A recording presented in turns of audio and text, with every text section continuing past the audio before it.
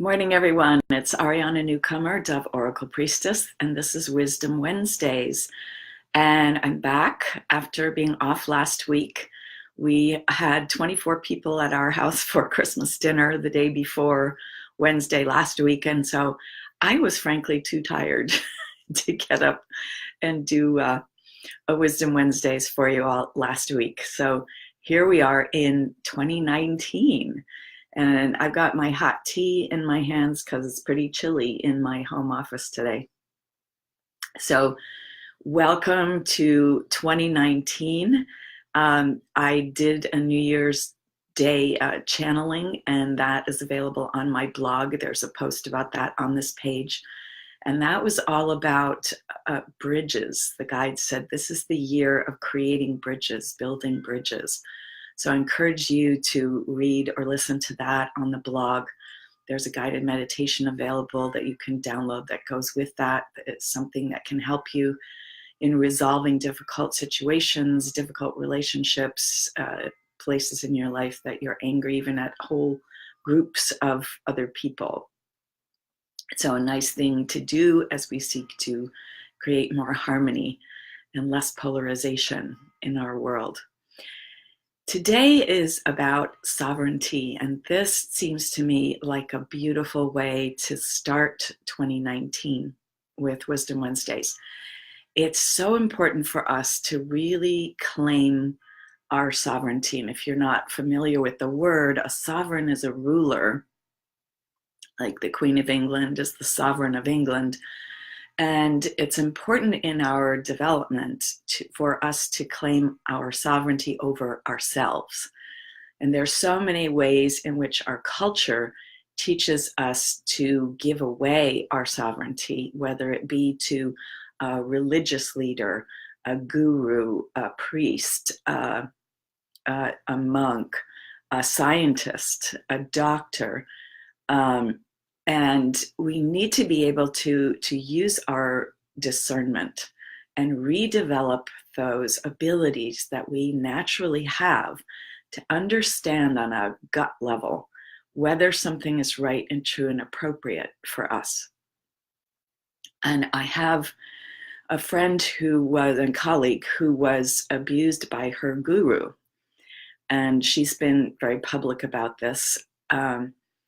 And this is a kind of classic example where we are taught when we're following a guru in particular, and often very other kinds of religious leaders, that we have to give away our own will to God through the guru or directly to the guru.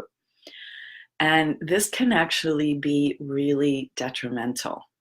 And my teacher, Marguerite Rigoglioso, believes that the age of the guru is over, and I would like to agree with her that it's far more important for us to come into our own as spiritual beings, as human and divine beings, than to slavishly follow someone else. And in this case, my friend, the guru invited himself over to her home and then asked her if she would like a transmission and proceeded to have sex with her. And she felt totally betrayed by this, and it took her years to recover. And it can take us years to recover from these kinds of transgressions. And I've talked in the past about shadow and spiritual bypass. And when gurus or religious leaders, spiritual leaders of any kind do this, or teachers even, it's been traditional in the arts for people to be abusive of their students. So when teachers or leaders or spiritual leaders do this, it means they're not doing their own inner work. They have bought into their position as elevated over others and have allowed themselves to believe that it's okay if they do these things. So this guru had convinced himself that, he was giving her a spiritual transmission by deigning to have sex with her from his elevated position. That's BS. That's just BS. So sovereignty is one of the things that I really work with my clients all the time. We create a sovereignty statement that you can use over and over to kind of clear your energetic space and return yourself to yourself. It's very, very valuable for us to reclaim this, and especially as women in our culture, unfortunately, our culture has really taught us not to trust our inner intuition and inner knowing. And my partner and I started watching a series called Jamestown on PBS last night. And it's about the Jamestown settlement at the beginning, when the settlers came from England, came over and started taking over this continent. And I had to stop watching it because there was a priest or a minister or somebody who was trying to find witches, and the women had no agency. And the women had come over on this ship and they'd been purchased as brides. And they had no choice in the matter, possibly because they'd been arrested back in England for something. And well, you can go to prison or you can go be somebody's bride in Virginia. And, rape is common, and beating, and and then the one woman in the show who has agency has it by manipulating. And so when we want to actually claim our position as full partners, remember I've talked about partnership versus domination. So it's not patriarchy versus matriarchy, it's coming into partnership with each other as women and men. When we want to be in that place, to be a full partner, we have to claim our sovereignty. I get to decide what happens to my body. I get to say no if I don't want to have sex. And this is something that I ran into when I was in college in the 70s. I was never raped, but I had sex plenty of times when I didn't really want to because I didn't know how to say no. So having that agency over ourselves and being able to return to an ability to trust our gut sense. Our gut says no, our gut says, something isn't right about this. And to be able to truly trust that instead of giving away our agency because that's what we've been taught, or because that's what some dogma says, or that's what some person that we think is more powerful or perhaps smarter than we are says. Being able to reclaim our gut sense and act from that is really valuable. And one of my teachers, I've done so much work over the years in all kinds of ways. One of my teachers was Tim Kelly. I took a course of his called Creating from Higher Guidance. And I love the way that he talks about ego. And a lot of spiritual teaching tells us we have to get rid of our ego, that's our main problem. Our ego is our enemy. Essentially, our ego is going to lead us astray. Our ego is only going to do things that aren't spiritually true. And what Tim teaches is that no, our ego actually has a positive function, and we can create an ally out of our ego, and our ego can help us claim our sovereignty and be true to ourselves and be true to the path that is right and correct for us. And that's the real thing. There is no one path that is right for everybody.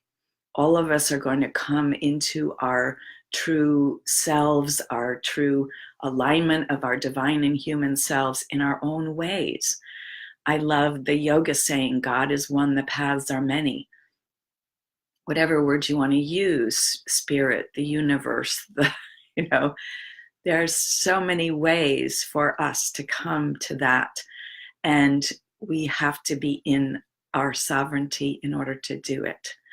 And then as we are making a choice to expand our perceptions, as my guides have been saying all this year in the full moon channelings that I do, expand our perceptions, we need to have that healthy ego so that when we start bringing in information from spirit guides, from subtle realms, from the nature realms, that we can say no. We can state our intention and hold that this is true, that we were only going to bring in the information that is right for us at this time, in the amount that's right for us at this time, and in the way in which we can absorb and work with it at this time. Because there have been a number of people who've gotten really just blown out by just totally opening up and not using any sovereignty, boundaries, etc., and thinking, oh, I just have to accept whatever is coming. I keep doing this because that's where we think the information is coming from above, but it also can come from nature, can come from below our feet in earth as well. So our sovereignty is our dear, dear friend. And anytime there is dogma of any kind, even in our scientific world, we need to be skeptical, and we need to check in with our gut and say, does this really make sense to me? Does this feel right and true and appropriate for me at this time? And if it doesn't, there's another path. There's always another way to go. And this is, I say, in our science too, because this is an unfortunate aspect of science as well. Science can get really locked in to certain dogma.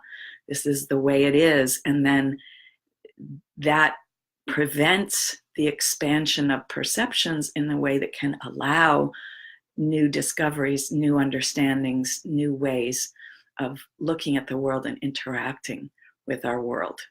So even our science is not great at this. So I encourage you to claim your sovereignty. I'm available to help if you would like me to do that with you. I love doing that with people. My job as a coach and mentor is not to tell you what to do. I am not a guru. I'm a guide and a mentor, and I always honor your sovereignty. And I make that a statement in every session that I do. So claim your sovereignty, trust your gut. I'll see you next week.